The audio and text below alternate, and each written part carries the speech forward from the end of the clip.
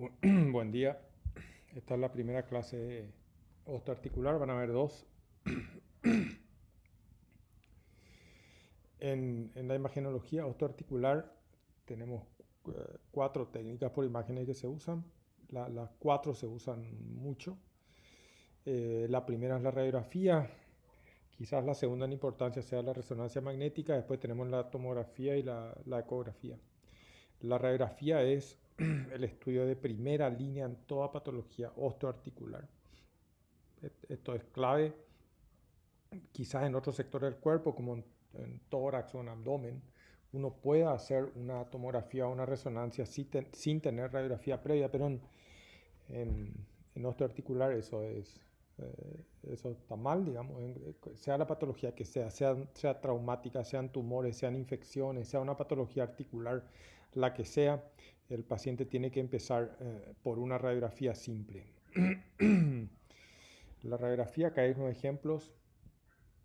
La radiografía es una imagen bidimensional. Para tener una idea de la tridimensionalidad hay que hacer diferentes incidencias y por lo menos hay que hacer dos incidencias ortogonales. Esto es separada por 90 grados. O sea, si uno hace una incidencia de frente como la que está en el extremo izquierdo de la pantalla, uno tiene que tener la incidencia de perfil, que es la que está en el extremo derecho del monitor. eh, para así poder ubicar en el espacio alguna anomalía. Acá tenemos, aparte de la incidencia de frente y la incidencia de perfil, tenemos las dos oblicuas que están en el medio.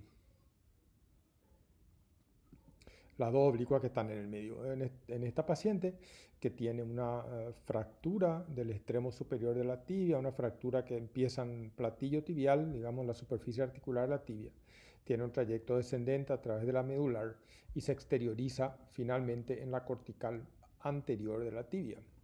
Vemos que el hueso como estructura tiene una medular en el centro, o hueso esponjoso, porque las trabéculas óseas parecen una esponja, y una cortical en la periferia, que es el hueso compacto, que se llama también hueso compacto.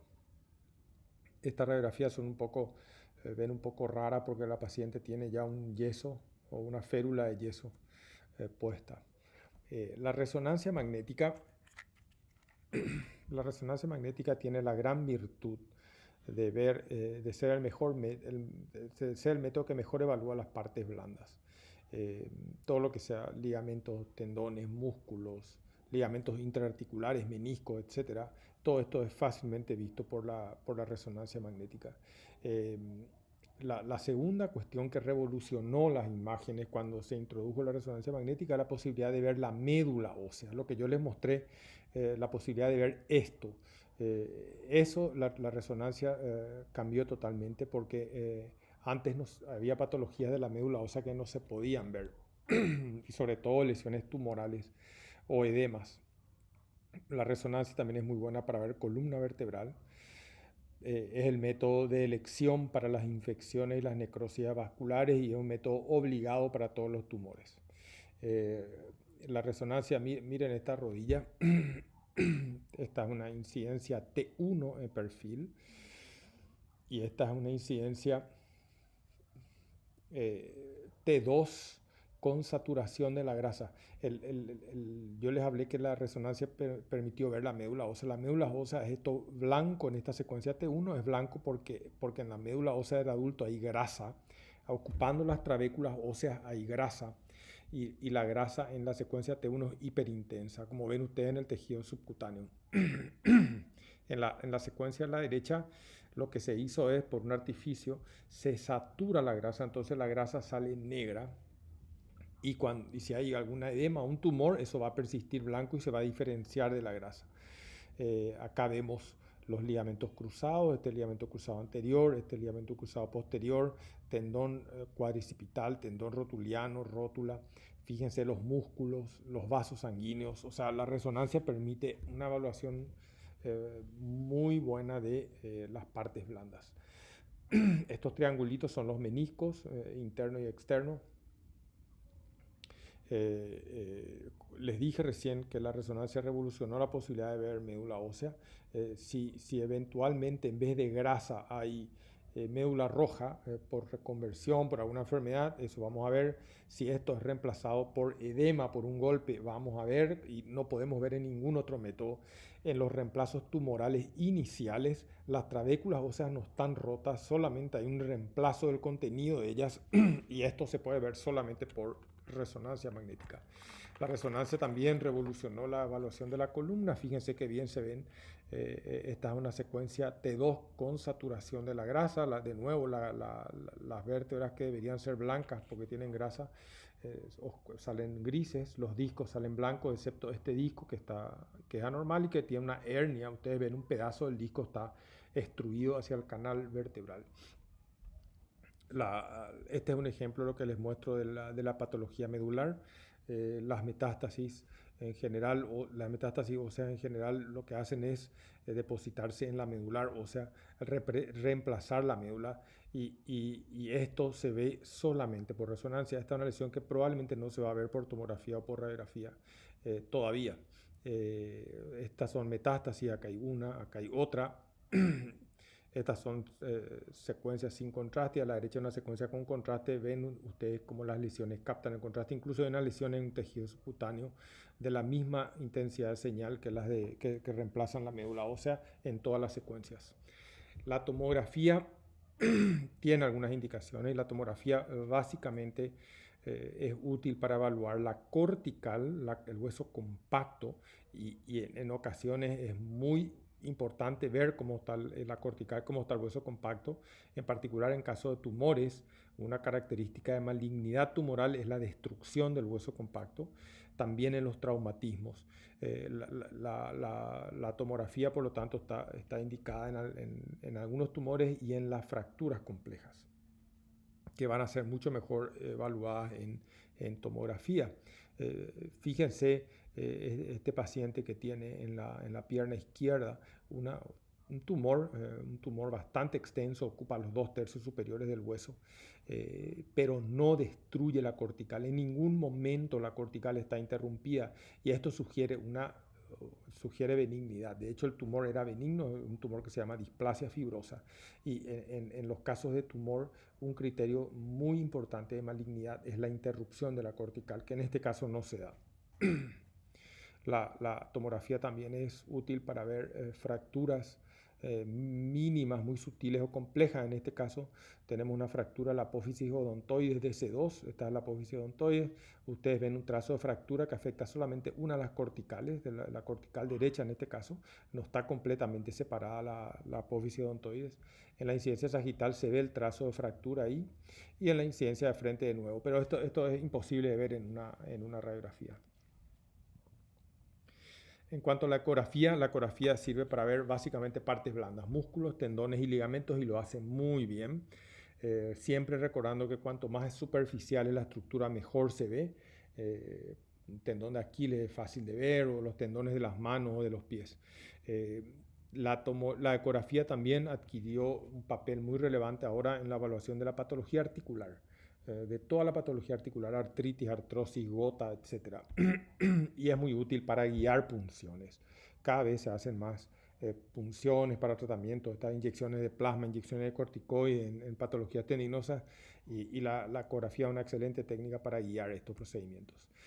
Acá un ejemplo, digamos, está un tendón de Aquiles roto completamente, una rotura alta. Este es el tendón de Aquiles, grueso, engrosado, heterogéneo. Hacia la derecha está la inserción en el calcáneo, y acá está la unión tenomuscular. A ese nivel, al nivel de la unión miotendinosa o tenomuscular, hay una solución de continuidad completa que ustedes ven acá. El tendón de Aquiles está completamente roto. Vamos al tema que nos toca hoy. Vamos a hablar de 3 patologías del sistema esquelético. Vamos a hablar de los tumores, luego de las infecciones, y por último vamos a dar una aproximación al diagnóstico de la patología articular. Vamos a empezar con los tumores. Los tumores, ahí tiene una lista de tumores benignos y de tumores malignos. Esos son los tumores más frecuentes. Hay muchos otros, digamos, ¿verdad? Tampoco es importante que ustedes recuerden esta lista, porque cuando hacemos imágenes Raramente hacemos un diagnóstico etiológico. Raramente hay algunos tumores como el osteoma osteoide, oblencondroma o algunos tumores que tienen un aspecto imagenológico específico, pero en general no tienen y tampoco es necesario hacer. Lo que hay que tratar de diferenciar es si la lesión es benigna o es maligna, porque la conducta es diferente, ¿verdad? Y siempre hay que tener presente que cuando evaluamos una imagen, lo que evaluamos es esta lesión ósea focal que yo estoy viendo evoluciona rápido o lento. Eso es lo que nosotros podemos evaluar. De hecho, en muchísimas ocasiones es imposible diferenciar una osteomielitis de un tumor maligno. En particular el sarcoma de Ewing se confunde muchísimo con osteomielitis porque las dos son lesiones óseas focales que evolucionan rápido. O sea, no es que vemos el tumor nosotros, sino que vemos los efectos. Cuando nosotros vemos un tumor óseo, no vemos el tumor, porque el tumor tiene una densidad que se confunde con todas las partes blandas adyacentes, sino que vemos el efecto que el tumor tiene sobre el hueso y ese efecto que tiene sobre el hueso va a variar si la lesión evoluciona rápido, como en el caso de una lesión maligna, o si evoluciona lento, como es el caso de una lesión benigna. Entonces, cuando nosotros veamos un tumor óseo, vamos a evaluar 4 o 5 elementos, ¿verdad? Vamos a evaluar cómo es la anomalía ósea en sí, o sea, es lítica o es condensante. Lo segundo que vamos a evaluar es, ¿hay o no hay reacción perióstica? La tercera cuestión que vamos a evaluar es cómo está la cortical. Este es un elemento muy importante. El cuarto elemento es cómo están las partes blandas adyacentes. Por último, vamos a ver tamaño y número. 6 cuestiones vamos a evaluar. Cuando hay un tumor, vamos a ver la anomalía ósea, o sea, hay una lisis o hay una condensación. 2, hay una reacción perióstica. 3, cómo está la cortical. 4, cómo están las partes blandas. 5, qué tamaño tiene la lesión. Y sexto, hay una sola o hay varias. Con esto nosotros vamos a clasificar la lesión como rápidamente evolutiva o probablemente maligna, o lentamente evolutiva y por lo tanto probablemente benigna. Después vamos a ver las indicaciones que tiene la tomografía, la resonancia y la cintilografía y qué conducta tener cuando vemos un tumor óseo. Siempre prevaleciendo el análisis radiológico, que es el más importante. El más importante de todo es el análisis de la radiografía simple. La anomalía ósea, el primer elemento que tenemos que evaluar, la anomalía ósea puede ser de dos tipos. Puede ser osteolítica, o sea, el tumor reemplaza al hueso y vamos a ver una laguna, o puede ser condensante, el tumor forma hueso y vamos a ver una lesión más blanca, digamos.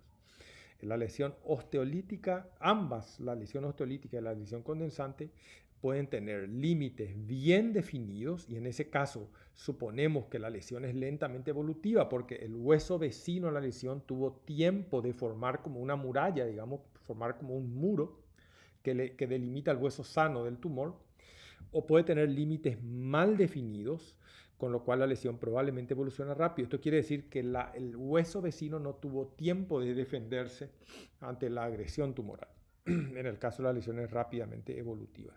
Entonces vamos a ver ejemplos de una lesión osteolítica con límites bien definidos. Este es un dedo de la mano.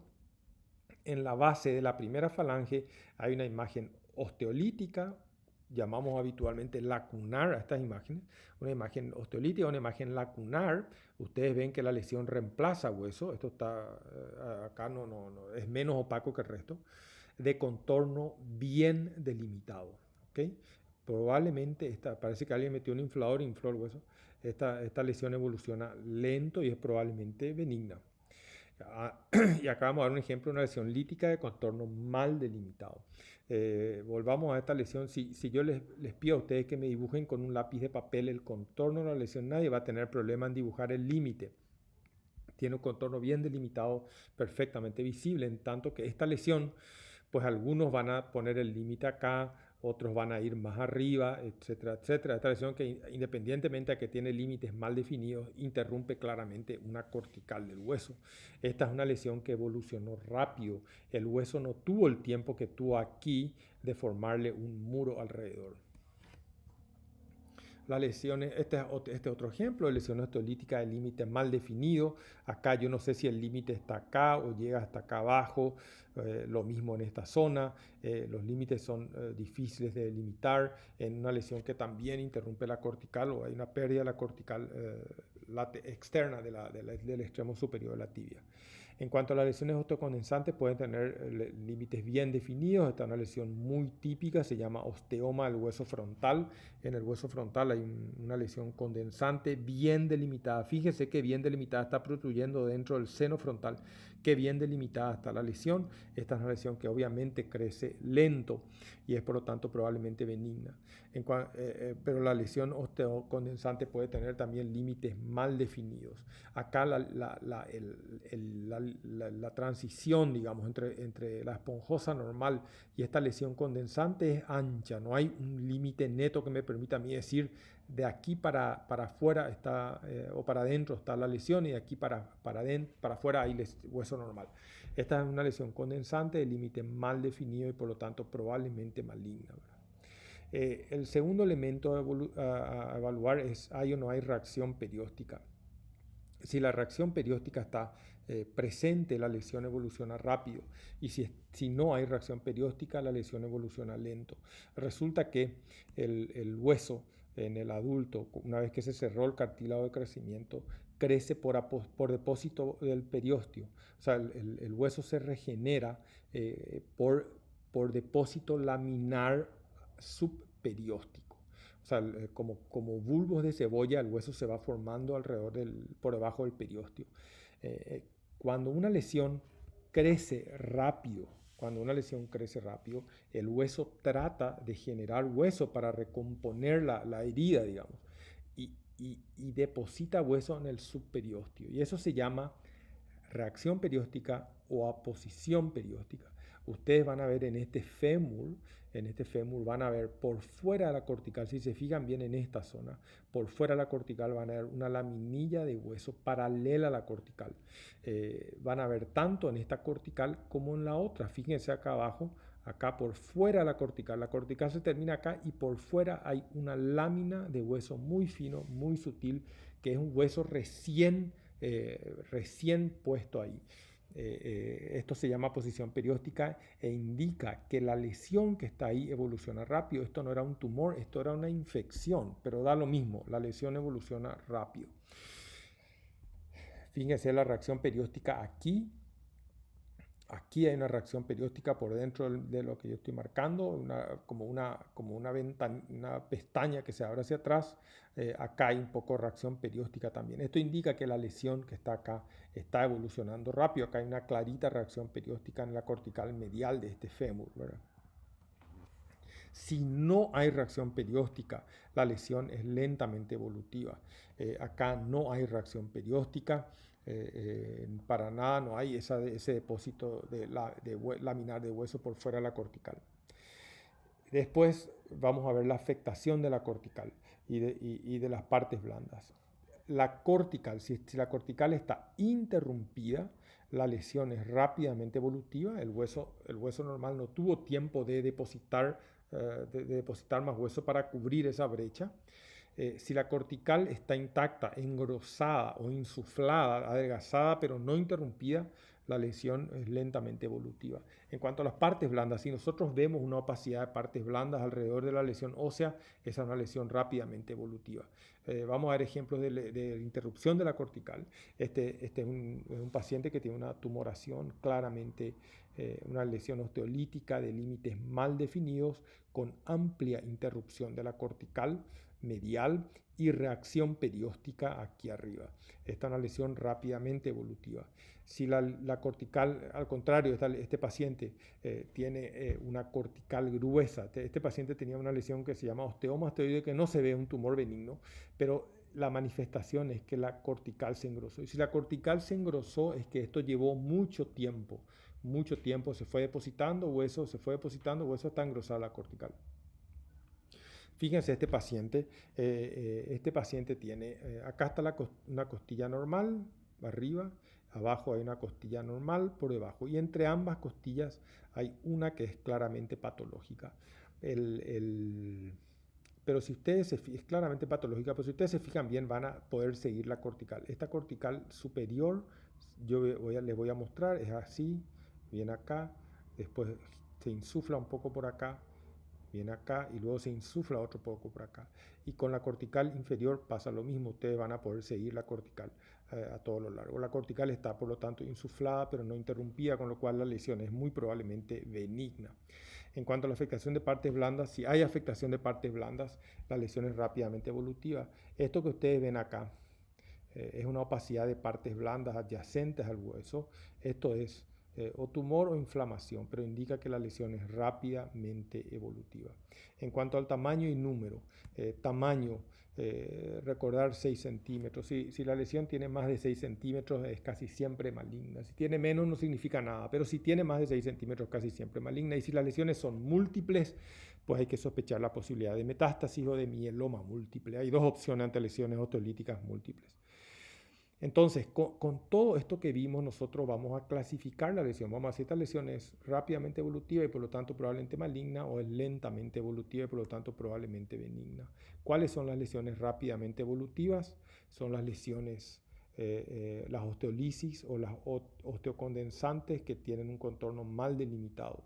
Las que tienen reacción perióstica, las que tienen cortical interrumpida, las que tienen tumefacción de partes blandas adyacentes, las que miden más de 6 centímetros y las cuando son múltiples. El diagnóstico diferencial de una lesión ósea maligna es la osteomielitis aguda. Esta es una lesión osteolítica de contorno mal delimitado, con reacción perióstica, con interrupción de la cortical. Cuando hablamos de que la lesión es lentamente evolutiva, cuando es una lisis o una condensación de límites bien definidos, cuando la cortical está intacta, insuflada o engrosada, cuando no hay afectación de partes blandas, cuando no hay reacción perióstica. Entonces, esta lesión es una lesión condensante lítica lacunar rodeada de un halo esclerótico bien delimitada, sin interrupción de la cortical, sin reacción perióstica, por lo tanto probablemente benigna. Para ver los tumores óseos, para ver la alteración ósea en sí, lo mejor es la radiografía. Para ver la cortical, lo mejor es la tomografía computada. Para ver la reacción perióstica, lo mejor es la radiografía. Para ver la afectación de partes blandas, claramente gana la resonancia. Cuando las lesiones son múltiples, hay que recurrir a la centellografía para no estar radiografiando todo el cuerpo, todo el esqueleto. ¿Qué hacer cuando uno tiene un tumor óseo? Cuando uno ve un tumor óseo en la radiografía y el tumor es claramente benigno, lo que vamos a hacer es pedir un control. En 3 o 4 meses le vamos a pedir al paciente que se haga una nueva radiografía para estar seguros de que no está evolucionando la lesión. Si el tumor es claramente maligno, el paciente tiene que ir a resonancia magnética sí o sí y a biopsia. Hay que hacer resonancia magnética para ver cómo están las partes blandas adyacentes y hay que biopsiar la lesión, ya sea por punción o por cirugía. Si el tumor es indeterminado, en el análisis radiológico hay que hacer una TAC, porque la TAC muestra muy bien la interrupción de la cortical. Después de la TAC va a pasar a uno de los, o va a convertirse en una lesión benigna, o va a convertirse en una lesión maligna, o va a seguir siendo indeterminada. Y si sigue siendo indeterminada, hay que comportarnos como si la lesión fuera maligna. ¿Okay? Hay que hacer resonancia y biopsia. ¿Cuáles son las indicaciones de la tomografía? Ya vimos cuando el tumor no es clasificable en la radiografía. También se usa la tomografía para estadificar todo tumor maligno. Una vez que tengamos, un paciente viene con un tumor en la rodilla, se le hace una biopsia, sale un osteosarcoma, hay que hacer una tomografía de cuerpo entero para hacer la estadificación tumoral. Resonancia en todo tumor maligno. La respuesta es fácil. En todo tumor maligno o sospechoso de ser maligno hay que hacer una resonancia magnética. En la tomografía sí hay dudas, pero la resonancia es un paso insalvable. La centellografía está indicada en la búsqueda de tumores múltiples y en particular la centellografía es muy buena para el diagnóstico de las metástasis de cáncer de próstata que son osteoblásticas, osteocondensantes. Este paciente, fíjense, tiene una lesión en la tomografía, una lesión osteolítica de contorno mal delimitado, con interrupción de la cortical, con afectación de partes blandas. Esto que sale acá es tumor saliendo del hueso. En este paciente, en la radiografía no se pudo determinar bien cómo estaba la cortical. La radiografía mostró que la cortical estaba interrumpida, por lo tanto, esta lesión pasó a considerarse como sospechosa de ser maligna. Sin embargo, esta lesión en la radiografía se vio una imagen lacunar, no se podía ver cómo estaba esta cortical y la tomografía mostró que esta cortical estaba intacta, por lo tanto, esta es una lesión, un quiste probablemente benigno del hueso. La resonancia en todo tumor. Fíjense, este paciente tiene un tumor óseo, en la diáfisis femoral. Se ve acá, la médula ósea que está ocupada por grasa está reemplazada por tumor. Esto se llama reemplazo medular. La resonancia muestra espectacularmente bien el límite incluso entre lesión y hueso normal, pero muestra también que el tumor sale por detrás del hueso, invade todo el plano muscular y es muy extenso. O sea, probablemente este paciente no va a ser imposible resecar este tumor y el paciente va a ir o a una amputación a este nivel o va a ir a una resección de todo el hueso con una prótesis de rodilla. Sin embargo, este otro que tiene esta lesión lítica de límites mal definidos, de paso, este paciente que estamos viendo su radiografía es este mismo paciente, esta tomografía corresponde a este paciente y la resonancia muestra que la afectación de partes blandas es relativamente limitada, con lo cual quizás sea posible resecar el tumor. La scintigrafía es buena, la scintigrafía es una imagen muy burda, pero ciertas lesiones, en particular las lesiones osteocondensantes, captan el marcador y permite ver en una sola imagen todas las localizaciones esqueléticas que pueda tener el paciente. Vamos a ver algunos ejemplos. Este paciente tiene una imagen lítica en el extremo superior de la diáfisis y la tibia, contorno mal delimitado, interrupción de la cortical medial. Esta es una lesión probablemente maligna. La biopsia dio un sarcoma de Ewing. Este paciente tiene una lesión lítica bien delimitada con un halo esclerótico completo. Fíjense que el hueso tuvo tiempo de formarle una muralla a la lesión. Esta es una lesión lentamente evolutiva, probablemente benigna. El diagnóstico fue un condroblastoma. Este paciente tiene, este es el extremo distal del radio, este es el cúbito. En el extremo distal del radio tiene una imagen osteolítica de contorno mal delimitado. La cortical no parece interrumpida, excepto acá. Esta es una lesión borderline desde el punto de vista imagenológico, que no podemos determinar. Se hizo resonancia, pero que siguió siendo borderline. Y la lesión resultó ser un tumor de células gigantes. El tumor de células gigantes es un tumor límite entre benigno y maligno. El tumor no da metástasis, salvo casos excepcionales, pero es agresivo localmente. O sea, tiene también una conducta mixta. Tanto el tumor de células gigantes como un pariente, un primo hermano, entre comillas, que es el quiste óseo aneurismático. Son muy parecidos en la imagen. Esto ya vimos. Este paciente que viene, este paciente tiene múltiples imágenes lacunares osteolíticas en la calota, 1, 2, 3 acá, 4 acá, 5 y así vamos contando puntiformes. Cuando vemos imágenes osteolíticas esqueléticas múltiples, hay solo dos opciones diagnósticas: o son metástasis o es un mieloma múltiple. En este caso resultó ser metástasis de un cáncer de mama. Este paciente tiene una imagen lacunar, esta es una imagen tramposa. El paciente tuvo un mínimo traumatismo, sintió dolor. O sea, esta interrupción de la cortical que ven acá en realidad es un trazo de fractura. Si ustedes hacen abstracción a este trazo de fractura, la cortical está intacta. Por lo tanto, la lesión no hay reacción perióstica, por lo tanto la lesión es probablemente benigna.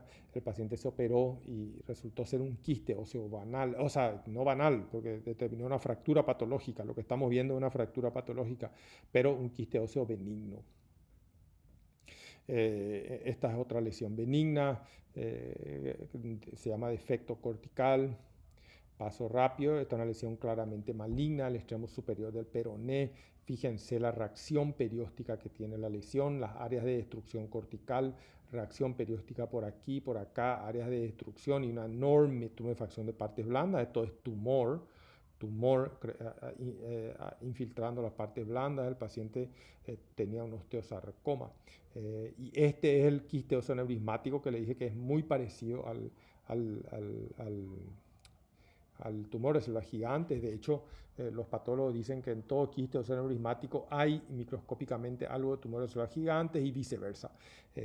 Tiene una conducta borderline. La lesión es benigna porque no da metástasis, pero es maligna porque tiende a recidivar. Estos pacientes se operan y tienden a recidivar. Se llama quiste osteoneurismático. Esta es una lesión claramente maligna al extremo superior de la tibia, reacción perióstica, tumefacción de partes blandas. Miren las partes blandas acá y comparen con el otro lado. Interrupción de la cortical, un osteosarcoma. Pasamos a la infección ahora. La infección, la osteomielitis, puede ser aguda, subaguda o crónica. En la gran mayoría de los casos de la osteomielitis, el germen llega al hueso por la sangre, pero la infección también puede ser postquirúrgica. El terror de los traumatólogos cuando operan es que se infecte la cirugía, sobre todo cuando meten material extraño como una prótesis o clavos, tornillos, etc. Tienen miedo de que se les infecte. Y también puede ser por contigüidad, como es el caso típico de los osteomielitis en los pies diabéticos, ¿verdad? Úlceras en la planta de los pies y esas úlceras se infectan, llegan hasta el hueso e infectan el hueso por contigüidad. Hay tres vías entonces, iatrogénica, la sanguínea, la más frecuente, la iatrogénica y la por contigüidad. El agente principal de la osteomielitis es el estafilococo y cuando llega por sangre se aloja en la metáfisis de los huesos largos por la sencilla razón de que el vaso nutricio entra siempre en la metáfisis de los huesos largos. Cuando la metáfisis es intraarticular, el proceso va a ser, por lo tanto, una artritis séptica. Se va a infectar la articulación. Un concepto súper importante es que los primeros signos radiológicos aparecen a las 2 semanas, digamos. A las 2 semanas vamos a ver una osteolisis mal delimitada, un área lítica, un área lacunar, pero muy sutil, con una reacción perióstica también sutil. Eso es lo primero que se ve. La infección se originó en la medular. La medular se edematiza, eso no podemos ver por radiografía. En la resonancia vemos desde el día 1, porque vemos el cambio de la densidad de la medular. Y con el tiempo, el proceso va a destruir suficientes trabéculas óseas como para que se forme una cavidad visible y al mismo tiempo la pus va a salir a la cortical y ahí va a haber una reacción perióstica. El método más precoz es, acá está mal, son la resonancia y la centellografía. Los dos son relativamente similares en precocidad. A las 24 horas son positivas. La osteomielitis subaguda no es una entidad así per se, sino que es una forma de presentación que se suele dar en Paraguay. Los pacientes de repente maltratados o no acuden, toman antibióticos por sí mismos y la presentación es más insidiosa. Generalmente ya vienen con 15 días, 3 semanas, un mes de síntomas. En ese caso, el problema diagnóstico está resuelto porque la radiografía ya va a ser positiva. Y la osteomielitis crónica puede ser una forma de presentación. Es relativamente raro que un paciente se presente con osteomielitis crónica, a no ser que sea un indigente o alguien abandonado, pero la forma más clásica es cuando no se cura bien. Hay un axioma en medicina que dice que la osteomielitis se sabe cuándo comienza, pero no cuándo termina. En la osteomielitis crónica no vamos a ver más, no vamos a ver más claridad, no vamos a ver más lisis, vamos a ver esclerosis, porque lo que va a ser muy patente y muy evidente es la reacción del hueso. El hueso se va a engrosar, la cortical se va a engrosar, se va a volver más denso. Eventualmente vamos a ver cavidades dentro de esta densidad de cavidades y dentro de las cavidades a veces hay pedazos de huesos muertos que se llama involucro, que es patognomónico en osteomielitis crónica. La reacción perióstica va a estar incorporada. No vamos a ver reacción perióstica como vimos en los ejemplos anteriores, sino que vamos a ver cortical gruesa. Este esquema muestra las diferencias que hay entre una osteomielitis aguda. Fíjense, la osteomielitis aguda hay una sutil lisis con una reacción perióstica, en tanto que en la osteomielitis crónica predomina la esclerosis con engrosamiento de la cortical, cavidades en el hueso y los secuestros o involucros, que son pedazos de hueso muerto dentro de la cavidad, que tienen que ser resecados porque si no el proceso nunca se va a curar. Esta es una osteomielitis aguda, no se esfuercen en mirar la radiografía es estrictamente normal, el paciente con muchísimo dolor, fiebre e impotencia funcional total, la radiografía era totalmente negativa, la resonancia ya muestra en el extremo inferior del fémur izquierdo una hipercaptación del marcador. Unos días después, el paciente ya desarrolla los signos de osteomielitis aguda, que son una área lítica mal delimitada, muy sutil, y una reacción perióstica focal. Esto es lo que se ve a las 2 semanas de evolución, entre los 10 y 15 días de evolución. El paciente no evolucionó bien y este mismo paciente desarrolló una osteomielitis crónica. En la osteomielitis crónica lo que predomina es la esclerosis. El hueso está más denso que el hueso sano, la cortical está gruesa, no hay más reacción perióstica y hay 1 o 2 cavidades, pero no se ve secuestro adentro. Este es otro ejemplo de osteomielitis aguda en un diabético con una úlcera plantar. El hueso se infectó. En la osteomielitis aguda siempre lo mismo. Área lítica, o sea, la infección va destruyendo la medular e inclusive la cortical en este caso, y reacción perióstica. El hueso trata de regenerar depositando hueso por debajo del periósteo. El elemento objetivo más importante para hacer el diagnóstico de osteomielitis es la reacción perióstica. Esta es una osteomielitis crónica. Fíjense que lo que predomina es la esclerosis, ya no hay diferencia entre cortical y medular, todo está esclerosado, es porque la cortical está muy gruesa en este paciente. Este es otro ejemplo de una osteomielitis crónica, el hueso muy denso y dentro de la diáfisis hay una cavidad y dentro de la cavidad un pedazo de hueso. Este era un secuestro. Acá se ve mejor. Este secuestro generalmente fistuliza la piel, hay que operar y quitar. En cuanto a las afecciones articulares, que es la última parte de la charla, las afecciones articulares se dividen groseramente en 2. O sea, hay un montón de artritis, pero toda la patología articular básicamente se divide en 2. El grupo de las artritis se abren muchas posibilidades. La artrosis, tenemos la artrosis y la artritis. La artrosis es la enfermedad degenerativa del cartílago. Enfermedad degenerativa del cartílago. La artritis es una inflamación de la sinovial. Tiene varios tipos. Acá hay 3, artritis séptica, artritis reumatoide, gota, pero hay muchas otras, todas las artritis seronegativas, la enfermedad de Reiter, la psoriasis, etcétera, etcétera, una lista larguísima. Pero van a tener un patrón relativamente común en la imagen, que es el que yo quiero que ustedes reconozcan, y para que reconozcan tienen que entender qué es cada patología. Acá hay una articulación, o un esquema, una articulación son dos huesos, acá está el proximal, acá está el distal. El hueso cada hueso va a estar recubierto de cartílago hialino. Este cartílago hialino, esta articulación va a estar envuelta o rodeada o cerrada por una cápsula articular que está tapizada por dentro por la sinovial. La sinovial va a producir líquido, que es un líquido sinovial, que lubrica la articulación. Y la articulación a su vez va a estar reforzada por tendones y ligamentos, que frecuentemente se lesionan en los traumatismos. O sea, tenemos huesos revestidos por cartílago hialino, que van a estar envueltos o cerrados por una cápsula por fuera y por la sinovial por dentro. Bueno, esto es lo que se ve en este esquema de resonancia magnética. Acá está el fémur, acá está la tibia, ambos recubiertos por esto que es más hiperintenso, que es el cartílago hialino.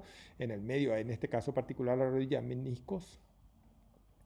Y todo esto envuelto por la cápsula articular que está acá, la cápsula articular y la sinovial, que no se ve habitualmente. En la radiografía, obviamente, no vemos nada de las partes blandas, vemos solamente hueso. Vemos el fémur, la tibia y un espacio radiolúcido entre ambos, que no es vacío, el espacio radiolúcido está ocupado por cartílago, el cartílago es radiolúcido. ¿Cuál es la diferencia entre artritis y artrosis? ¿Qué pasa en la artrosis? En la artrosis se desgasta el cartílago articular, es degenerativo. Una persona que tiene una deformidad, por ejemplo, un yenu varo o un yenu valgo, va a sobrecargar más una mitad de la articulación de la rodilla y va a ir a artrosis por degeneración del cartílago, por sobreuso del cartílago. Una persona obesa tiende a hacer artrosis de rodilla por sobrecarga de la articulación. Los jugadores de fútbol tienden a hacer artrosis de rodilla por traumatismo repetitivo. La enfermedad es degenerativa y afecta al cartílago. Y una cuestión muy importante, el espacio radiolúcido que vemos acá está ocupado por cartílago. En la artrosis, cuando este espacio disminuye es porque el cartílago se adelgazó. En la artrosis, este adelgazamiento va a ser focal porque la patología es degenerativa, o sea, la patología no afecta todo el cartílago en su conjunto, sino la zona de apoyo o la zona de traumatismo. La artritis, sin embargo, es una patología de la sinovial. Acá en amarillo, esto pretende ser la sinovial. La sinovial se inflama. Ese es el fenómeno inicial. En la artritis reumatoide es autoinmune, hay anticuerpos antisinovial y esto genera una enorme inflamación de la sinovial. En la artritis séptica hay una infección que genera una inflamación de la sinovial. La sinovial produce, tira a su líquido enzimas proteolíticas que digieren el cartílago hialino. Ahora, en la artritis, la digestión del cartílago hialino va a ser global porque en el líquido están estas sustancias. O sea, todo el cartílago se va a digerir. Por lo tanto, el pinzamiento va a ser global. En la artrosis el pinzamiento va a ser focal, esto es clave. En la artritis el pinzamiento va a ser global. Entonces, este paciente tiene, vamos a mirar la cadera izquierda, tiene un pinzamiento, a ver si hay un ejemplo normal. Acá hay un ejemplo normal. Esto es normal, esta es una cara normal, fémur, acetábulo y en el medio un espacio claro que es cartílago.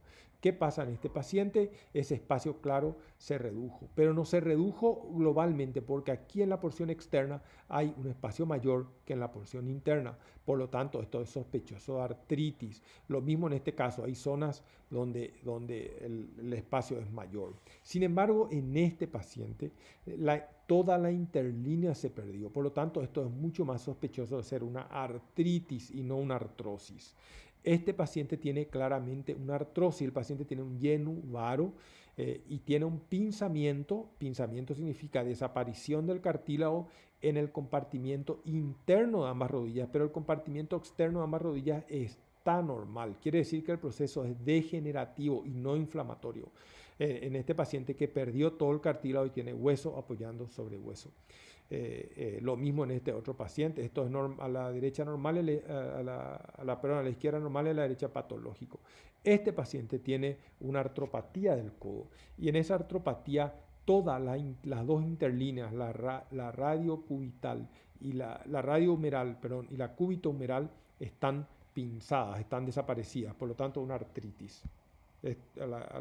Tienen una imagen normal y una patológica.